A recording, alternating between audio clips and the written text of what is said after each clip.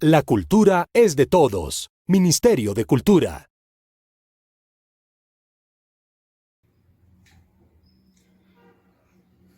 ¿Qué tal? Bienvenidos a la plataforma audiovisual de artistas tolimenses de la Fundación Cultural y Social Pijao con el apoyo del Ministerio de Cultura. No es un secreto que el Tolima ha sido una tierra privilegiada cuando nos referimos a la literatura y en particular a la poesía. Por eso, en esta ocasión queremos resaltar la figura de una mujer ibaguereña, Luz Mary Giraldo. La hora de los pájaros. Inasible y costurera, la palabra cubre con tela engañosa la herida de la noche. Juega a la libertad o sueña la aventura. Como eterna Penélope, teje la túnica de todos, desilvana el secreto de la espera hasta inventar un nuevo rostro o un espejo sin nombre. Inasible y costurera, oye pasar el viento fatigado por los pájaros. Luz Mary Giraldo. Yo estoy muy contenta de estar en este programa, de que es una manera de estar en mi tierra, en Ibagué, en el Tolima, de compartir con mis viejos amigos y los que puedan ser los nuevos amigos y los que ya no están. Así que mil gracias por invitarme a participar en esto. Yo creo que mi papá fue definitivo en la formación de mi sensibilidad literaria y musical. Era mi papá un humanista, un lector consumado de los clásicos, era botánico, sabía mucho de esto y tenía unos herbarios maravillosos con los cuales yo aprendía también en esa época, desde muy chiquita, los nombres científicos de las plantas, de las flores, de las hojas, ya eso se me olvidó. Mi papá crió a su familia como contador público, ¿no? Que nada tenía que ver ni con la música, ni con las humanidades, ni con la botánica. Él me inició en toda esta experiencia creativa, tanto a disfrutarla como a vivirla, no hacer de eso una forma de vida y al mismo tiempo a poder buscar la manera de expresarlo. De chiquita, aún sin yo saber leer, me regalaba libros. Había una colección de libros muy chiquiticos que me traía, llegaba a la casa y me entregaba un cuadernito que eran los cuentos de las 1001 noches. Mi papá es una fuente inagotable de sabiduría y de creación. A mi mamá, en cuanto que mi mamá le gustaba otro tipo de música, si a mi papá le gustaba la música clásica y sobre todo la música del barroco, a mi mamá le gustaban los boleros y las letras de la música andina, ¿no? Los pasillos, esa música triste, y siempre hablaba de las letras de las canciones y yo desde chiquitica atendía también a las letras de las canciones. Entré a la literatura, a la poesía, por la forma de las letras y por el sonido, por la música. Y al mismo tiempo una abuela, la materna, que me contaba cuentos, que después supe ya muy tarde, ya muy grande yo, que eran los cuentos de hadas, la Caperucita Roja, de los hermanos Grimm, de Andersen, de todos estos autores clásicos. Pero también yo tengo que reconocer cómo influyeron algunas mujeres campesinas que trabajaron en mi casa y que me contaban mitos y leyendas, y a mí me aterraba, pero me encantaba oírla contar el mito de la Pasa Sola, del Moán, de la Llorona.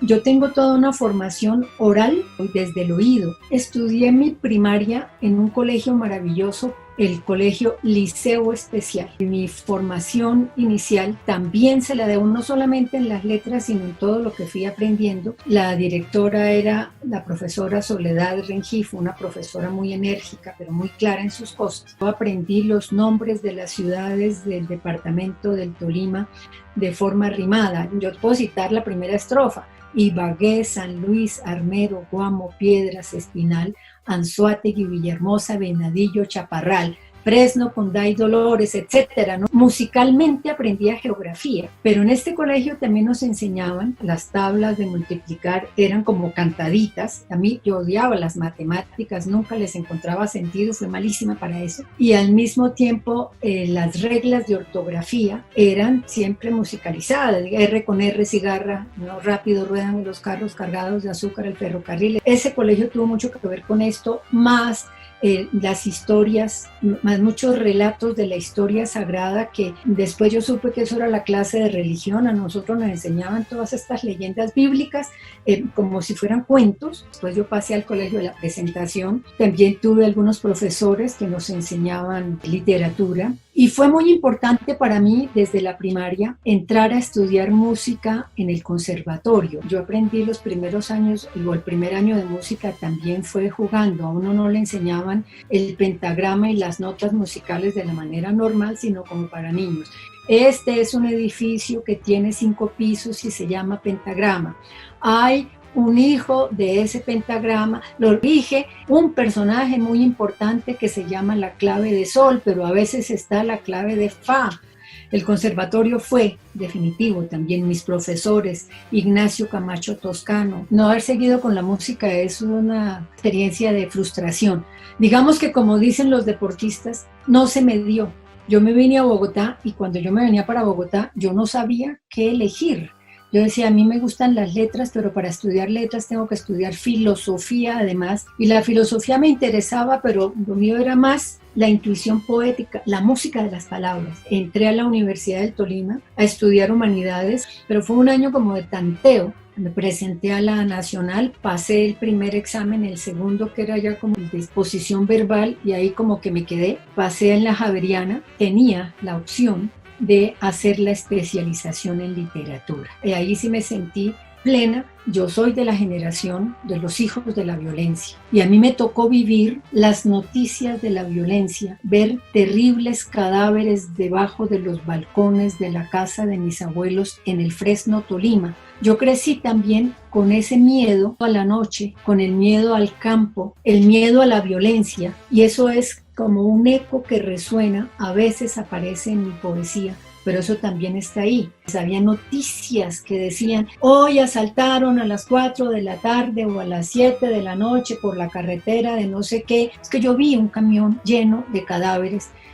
sin cabeza, una pierna por un lado, la otra por el otro, horrible. Yo me quise venir a Bogotá.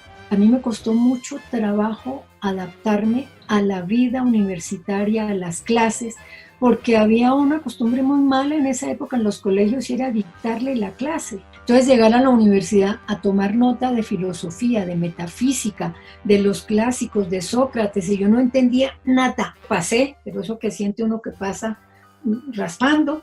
Entonces un par de amigas, compañeras de filosofía y letras, ellas se especializaron en filosofía, eran muy inteligentes, muy bien preparadas, bilingües. En el colegio pues escasamente sabía decir yes y I love you. Ellas se propusieron a estudiar conmigo y a enseñarme a aprender. Y un poquito después mi marido, que estudiaba filosofía propiamente, si esas 3 personas no aparecen en mi vida universitaria, yo tal vez sería una señora que vivía en Ibagué, a lo mejor me hubiera casado con algún agrónomo o algún veterinario, además de unos profesores que sí estimularon mucho, notaron mi capacidad literaria, que fueron los que me dijeron, tienes que pasarte a especialización en literatura. Esa fue mi primera etapa universitaria. Después ya me adapté, me fui adaptando un poco. Hubo realmente un momento que no tiene que ver con concurso, sino fue cuando mi profesor me pidió que le mostrara poemas míos, y él empezó a sacar y me dijo, con esto armas un bello libro, que fue mi primer libro, que curiosamente, fíjate, me lo publicó Cafastía. Ese librito me hizo tomar la verdadera decisión de concentrarme en la poesía. Después llegó a la Universidad Javeriana Jorge Eliezer Pardo, como estudiante. Yo ya era una profesora joven, muy recién egresada. La Javeriana me vinculó tan pronto terminé. Y Jorge Eliezer me pidió unos poemas y después los publicó en otro libro, mi segundo libro, El Camino de los Sueños, publicado con el Instituto Tolimense de Cultura antes de que existiera Pijao. Pues yo ya empezaba a dictar charlas sobre literatura, me iba bien como profesora. Yo le tengo una enorme gratitud a los Pardo porque creyeron y me publicaron un segundo libro. Para mí ellos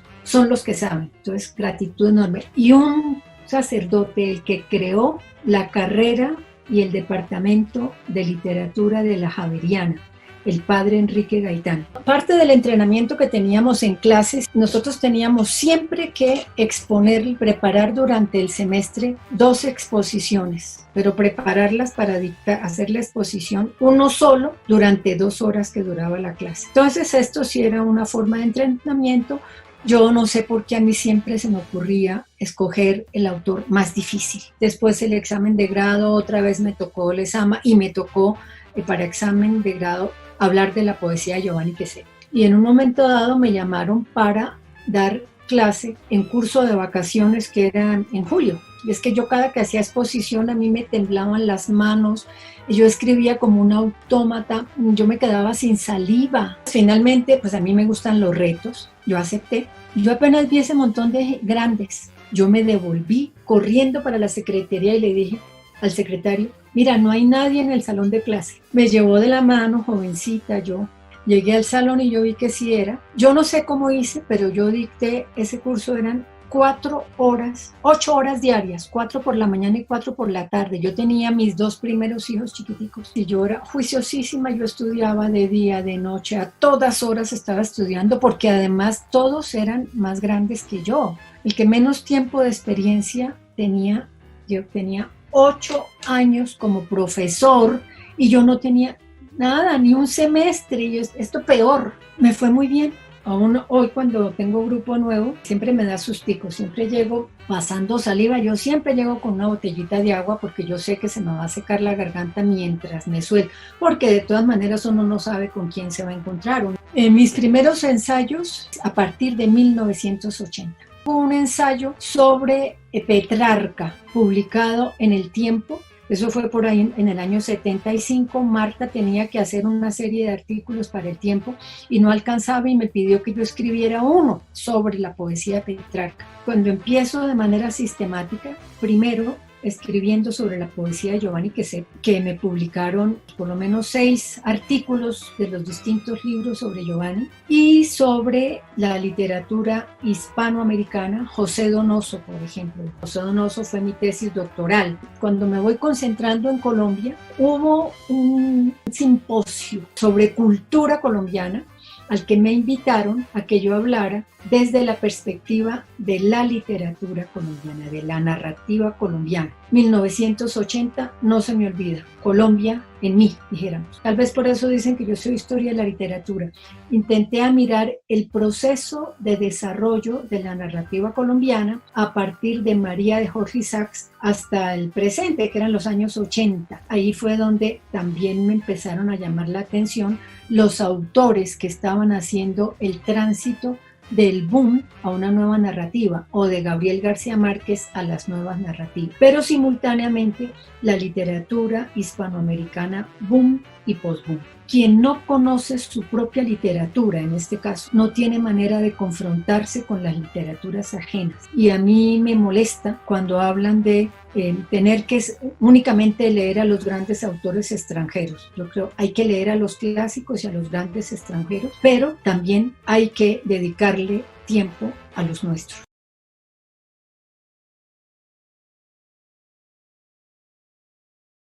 Esto es un trabajo hermoso, esto es un trabajo, mejor dicho, admirable, honorable, importantísimo, que literalmente trae a músicos, artistas y a personas que hablan, documentan y exploran sus propias reflexiones. Ver a ilustres músicos, artistas de la época en un maravilloso espacio como este, creo que habría sido una inspiración. Entonces aprovechen esta propuesta tan hermosa y sean fan número 1 de Nuestra Cultura TV. La cultura es de todos. Ministerio de Cultura. la música, los recuerdos de Ibagué y el Tolima han jugado un papel preponderante en la carrera de Luz Mary Giraldo. En esta segunda parte nos habla un poco acerca además de esa promoción cultural que ha hecho de diversos autores colombianos a nivel internacional. Casi todos esos artículos van a pasar a ser recogidos en libros sobre Luis Fallada, sobre Germán Espinosa, Moreno Durán, Fanny Buitrago, Marvel Moreno, Parra Sandoval, Jorge Eliezer Pardo. Muchos otros que son esa generación pasan a ser recogidos en libro o reelaborados en libro. Yo tengo alrededor de 20 libros publicados, un poquito más, entre poesía, ensayo, antologías de cuento o de ensayos sobre autores colombianos o antologías sobre poetas colombianos o iberoamericanos. Pero lo que te puedo decir es desde los 80 y sistemáticamente he ido publicando con frecuencia. Las universidades, tanto la nacional como la javeriana, publicaron libros sobre narrativa colombiana. La Universidad Externado de Colombia me publicó un libro que se llama Más allá de Macondo, porque este fue publicado en el 2006, porque yo estaba cansada de que seguían hablando de Macondo, Macondo y Macondo, y los autores después de Macondo eran los autores más recientes y estaban dejando al margen estos de la generación que te digo que yo me dediqué a estudiar, porque me parece que es una generación que hay que reivindicar. Escribí ese Más allá de Macondo para poder hablar de cómo se han ido dando los tránsitos después de Gabriel García Márquez y cómo hay que mirar a García Márquez junto con Héctor Rojas Erazo, por ejemplo, con Cepeda Zamudio, con Álvaro Mutis, y cómo desde allí uno tiene que ver las otras líneas de la narrativa colombiana. Distintas editoriales me han ido llamando y eso a mí me enorgullece, distintas editoriales importantes, para que prepare antologías de cuento colombiano, Fondo de Cultura México o Fondo de Cultura Colombia, Faguara, Planeta o Seis Barral o el Cervantes en España. Distintas me han llamado, además de algunas universitarias. Ahora, en las antologías también hay un riesgo. Tú eliges, pero la editorial decide, da la última palabra. A veces incómodo, porque los autores, y con sobrada razón, no siempre entienden que no todo depende de uno. Pero sí, yo he tenido la fortuna de ser publicada como antóloga, y eso es también como investigadora, en editoriales de alto reconocimiento en lengua castellana, ¿no? Yo he tenido también la fortuna de que los premios que me he ganado, bueno, sí, concursé en uno de ensayo, que me gané una mención honorífica, el Premio Internacional de Pensamiento Latinoamericano, y yo también concursé por ese mismo libro a una beca que me la gané en el Ministerio de Cultura. O sea que es un libro que tiene, el libro se llama hoy Ciudades Escritas y es la ciudad vista a través de la literatura colombiana de énfasis narrativa, aun cuando toco poesía. Eso como concurso, pero yo he tenido la fortuna también, y yo creo que es como generosidad o reconocimiento a una concentración. Me gané el premio, me dieron el premio LASA, que es de investigación que lo otorga. El LASA es de institutos latinoamericanos que funciona con América Latina y Estados Unidos. Me lo dieron por las antologías sobre narradoras colombianas. Son 2 antologías. Una que me habían pedido de Planeta y que me gusta desde el título. Ellas cuentan. Cuando empezaban a ponerse de moda las mujeres que nunca hemos podido estar de moda del todo. Entonces la editorial me llamó y yo decía, también me confieso y me da culpa que las escritoras colombianas no eran buenas. Entonces cuando me llamaron yo dije, no, yo tengo que mirar realmente esto para poder opinar.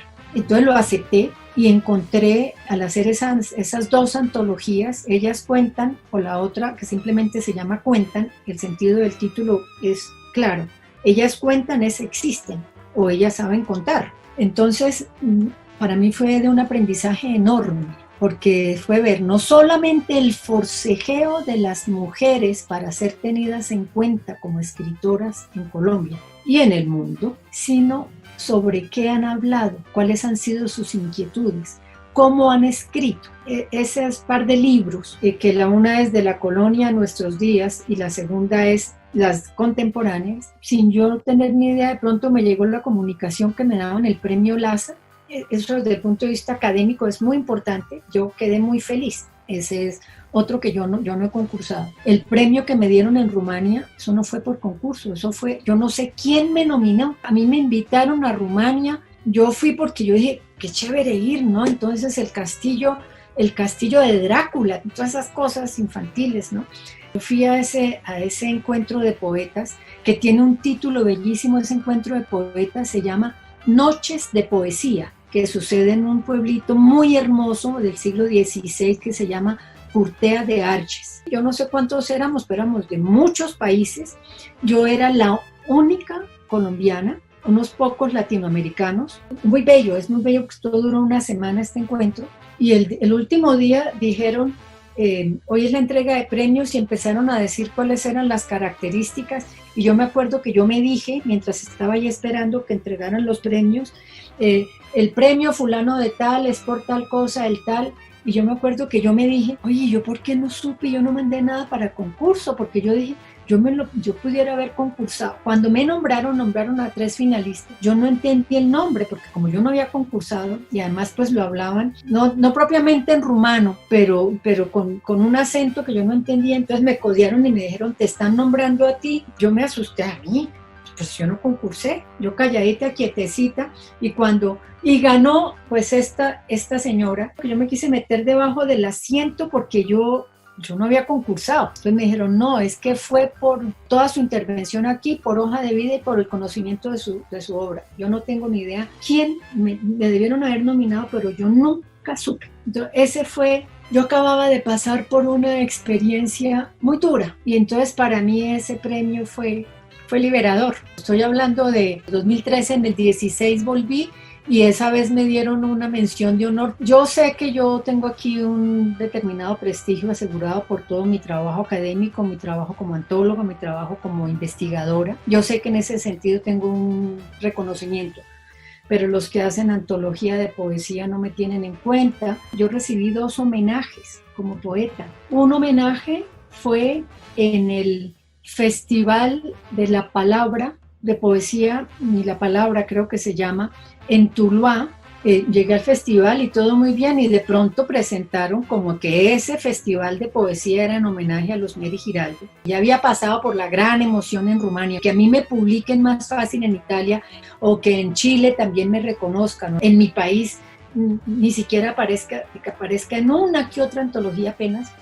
Soy más reconocida dentro de otras áreas y menos como poeta, pero ya con pues digamos que yo a veces digo, burlándome, esto es flor de pandemia. El Festival Internacional de Poesía de Bogotá, gracias también a la generosidad de Rafael del Castillo y de todo su equipo, que me rindan homenaje a mí, que el Caro y Cuervo publique una antología de toda mi obra poética, con ensayos de distintos autores sobre mi poesía. Yo sé que esto es pasajero, me he dado cuenta de los amigos que han guardado silencio y de los que hacen, digamos, que disfrutan haciendo ruido, ¿no? Es tan difícil publicar, sobre todo en poesía, que es en lo que estoy mucho más concentrada en este momento. Yo no me pensioné, sino me jubilé. He tenido la oportunidad de dedicarme mucho más a mi propia poesía y también a seguir leyendo, por supuesto. Tengo un par de libros, uno de esos que acaban de quedar de finalistas en un premio en Nápoles. Quiero mirar a ver si lo publico. Mi idea es seguir escribiendo, seguir leyendo y seguir trabajando en lo que desde hace tantos años hago, que es la divulgación de nuestros autores y autoras, poetas y narradores, y seguirlo haciendo, bien sea desde el ensayo o bien sea desde la docencia. Tengo la oportunidad de ser profesora, que se llama en residencia en la Universidad Católica de Chile, y entonces cada tanto me invitan a dictar algún curso, y normalmente lo hago sobre autores colombianos, cursos breves de, digamos, un mes concentrado. Eventualmente tendría la oportunidad de ir a la Universidad de Salamanca. Esta vez, tal vez, a dictar un curso. Lo quisiera hacer sobre poetas colombianas, mujeres. Siempre digo, yo soy de Ibagué, la ciudad musical de Colombia. Además lo digo, siempre. Sí hay gente que no me conoce y gente que no me quiere conocer, pero yo soy de Ibagué, y me gusta decirlo y me siento orgullosa de ser diva gay. Cuando algo me dicen, me van a molestar y digo, cuidado que se me sale el pijao. Y el pijao prefiere tirarse por el barranco que darse por vencido, ¿no?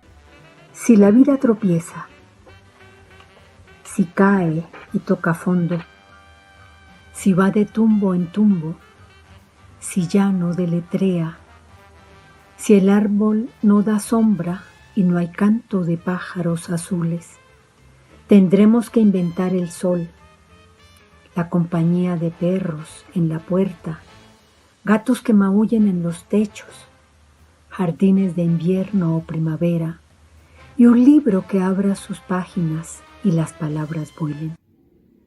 Sigan conectados con la plataforma audiovisual de artistas tolimenses de la Fundación Cultural y Social Pijao, apoyada por el Ministerio de Cultura. Sigamos conociendo a esos tolimenses que nos representan por todo el mundo.